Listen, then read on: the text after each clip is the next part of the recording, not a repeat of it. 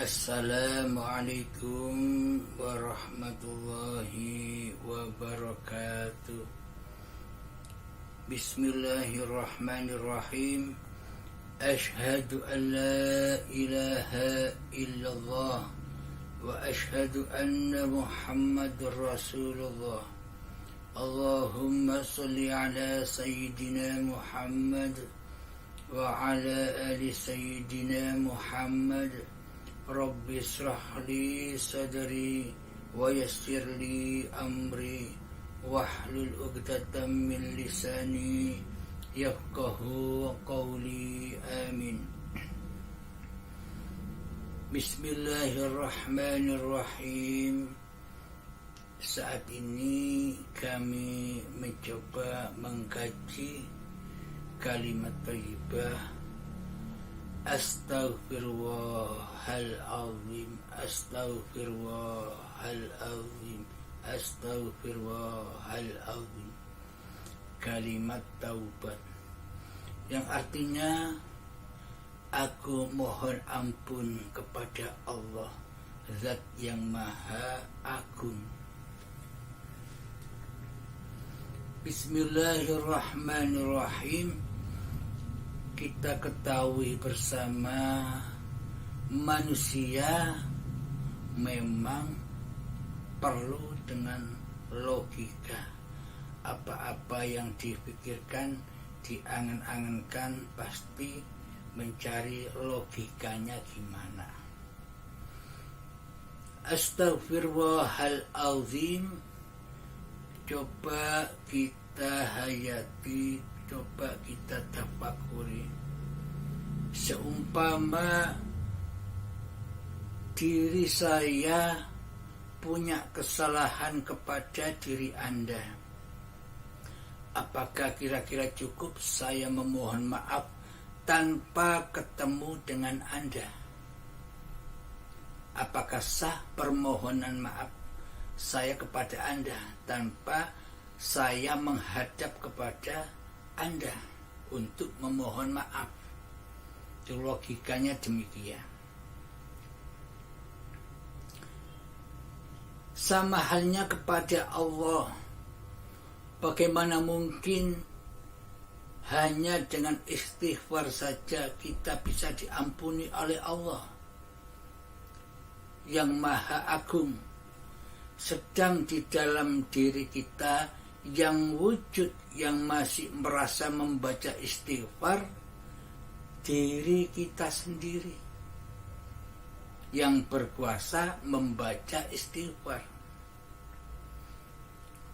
Meskipun kata maaf itu kita lantunkan 1.000.000 kalimat, akan tetapi kita belum menghadap kepada siapa kita memohon ampunan, memohon maaf. Apakah bisa kita termaafkan? Apakah bisa kita terampuni? Sedang kita belum kenal kepada siapa kita memohon ampunan. Logikanya demikian. Kesalahan kita selama ini, apa sih makna kesalahan itu? Apa sih makna dosa itu di sisi Allah?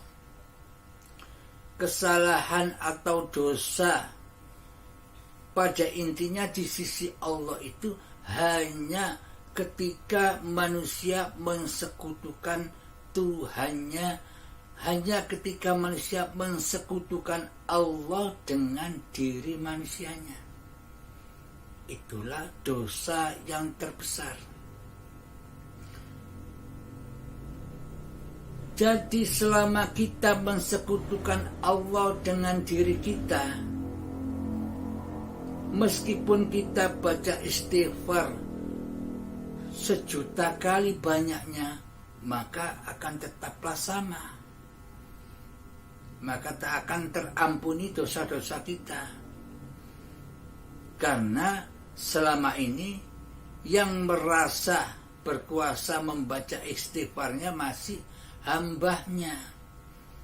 Karena hambanya masih belum suci hatinya. Hatinya belum suci dari kewujudan diri manusianya. Hawa nafsunya tidak bersujud kembali kepada Adam. Jadi hawa nafsunya masih belum ridho, belum rela bahwa dirinya Adam, tiada, yang wujud hanya Allah. Meskipun kita tidak membaca istighfar, akan tetapi kita sudah memahami kedudukan siapa hakikat diri sejati manusia kita, dan siapa hakikat diri sejati Allah. Itulah hakikat istighfar. Maka sudah terampunilah segala dosa-dosa, yakni hati kembali suci, bersih dan fitrah, seperti halnya ketika kita masih bayi. Kenapa bayi itu disebut suci oleh Allah? Karena saat bayi kita belum ada, kita masih Adam, belum ada goib di dalam bayi tersebut. Maka dari itu bayi disebut suci, karena yang ada hanya Allah, hayatullah. Maka itulah kenapa disebut suci, karena yang hidup pada bayi serta bayi itu ciptaan Sang Maha Suci. Jadi ketika bayi masih suci dari manusianya, karena manusianya belum lahir. Kapankah manusia itu lahir? Ketika manusia mulai memakan buah khuldi, yakni buah pengakuan dirinya, yakni hidup telah diaku-akuinya seketika datang detik-detik akil balik. Ketika kita masih duduk di bangku TK, kita mulai mengerti, mengenal hidup, mengenal badan, dan mengenal dunia. Sehingga di sana teraku-akuilah bahwa hidup ini hidup manusiaku, badan ini badan manusiaku, dan seluruh apa yang dimiliki menjadi diaku-akui sebagai milik kita.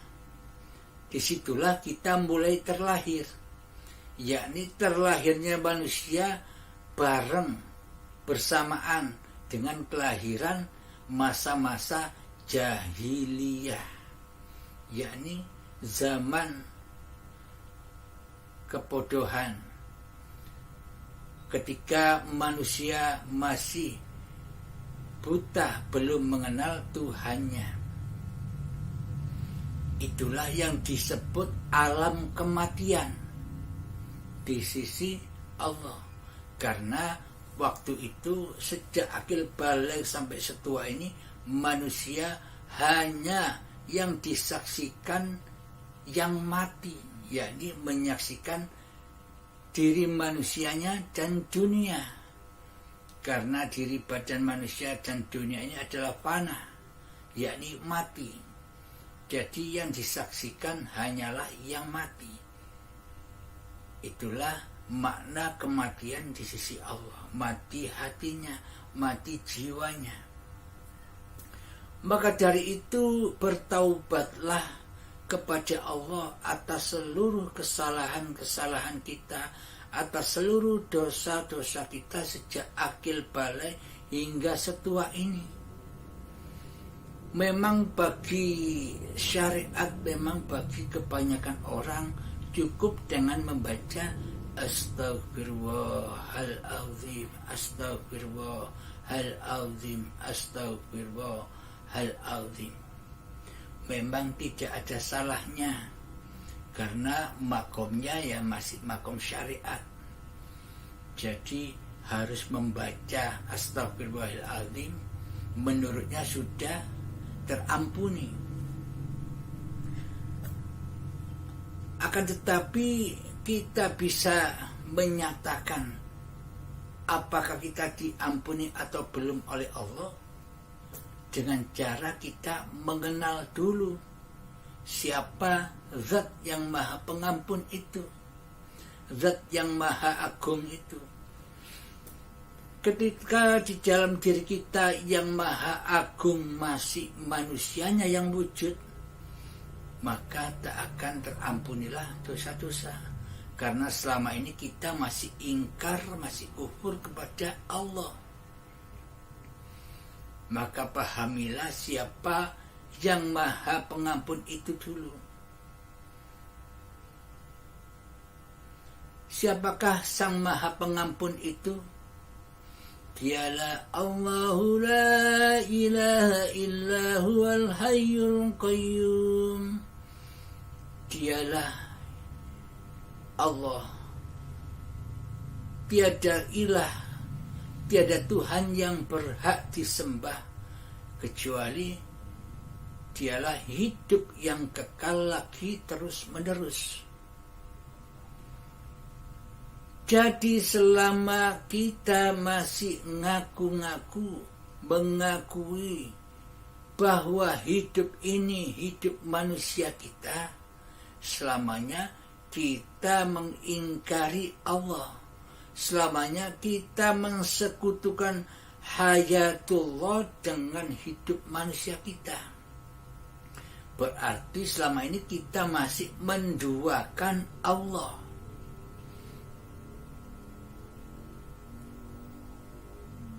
Coba kita tafakuri. Seumpama hidup ini hidupnya manusia kita, maka tak mungkin kita bisa mati. Maka kita akan hidup terus menerus. Apa buktinya kita tak punya sifat hidup? Buktinya kita mati. Akan tetapi hidup tak akan pernah mati. Hidup tetaplah hidup terus menerus. Ketika badan kita sudah mati, maka hidup akan terus menerus. Hidup yang ada di anak-anak kita, hidup yang ada di cucu-cucu kita, hidup yang ada di cicit-cicit kita, hidup yang ada pada manusia yang akan datang. Hidup inilah zatullah. Dengan apa kita bertaubat kepada Allah? Kita bertaubat kepada Allah hanya man arafa nafsahu faqad arafa rabbahu. Barang siapa mengenali hakikat diri sejatinya, sejati manusianya yang tak wujud, yang tak ada, yang tak hidup, yang tak berkuasa, maka nyatalah Allah yang wujud, yang hidup, yang berkuasa itu Allah. Ketika kita sudah mengiktiqadkan pada hati bahwa hidup ini Allah, ini babakan hati, jangan sampai keluar dari hati. Tetapkanlah, masukkanlah dalam hati, pendam dalam-dalam di dalam hati kita bahwa hidup ini Allah. Itulah taubat.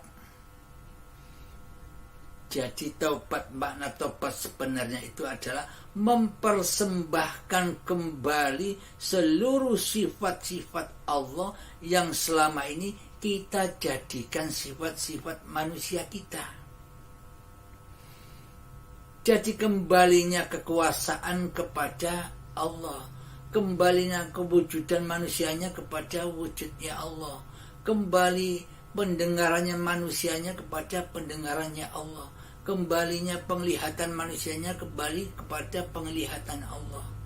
Itulah makna hakikat taubat. Pada intinya taubat itu adalah manusianya sudah pensiun jadi Tuhan. Selama ini kan manusianya yang jadi Tuhan. Allah kita gaibkan. Allah kita tiadakan di hati kita. Mana mungkin kita bisa bertaubat kepada Allah selagi kita masih menjadi penguasanya hati. Dengan cara mempersembahkan kembali penguasa hati ini miliknya Allah, kita persembahkan, kita abdikan kembali hanya kepada Allah lah sang pemilik kerajaan hati ini. Maka itulah makna taubat yang sebenarnya di sisi Allah. Ketika iblis dan setannya dipaksa bersujud kepada Adam, itulah taubat. Ketika iblis, setan, hawa nafsu ini sudah berpasrah diri kembali kepada Adamnya, yakni sifat ketiadaannya, yakni yang ada hanya Allah, la maujudan illallah. Itulah hakikat taubat di sisi Allah. Assalamualaikum warahmatullahi wabarakatuh.